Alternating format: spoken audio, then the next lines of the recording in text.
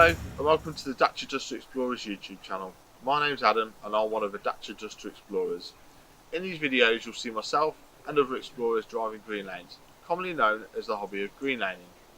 Some of these lanes can be easy, some can be incredibly difficult if not dangerous, but all offer a beautiful feeling of escapism. If you have any doubt about the green lane you're driving, get out and walk the lane first, making a mental note of places to turn around a period and thinking about strategies to overcome difficult sections, because reversing after a failed attempt to get along the lane can be incredibly difficult and very risky. We abide by the Green Lane Association Glass Code of Conduct for driving these lanes and respect all others using the lanes, including horse riders and walkers, as we all have a part to play in keeping these routes open for everyone.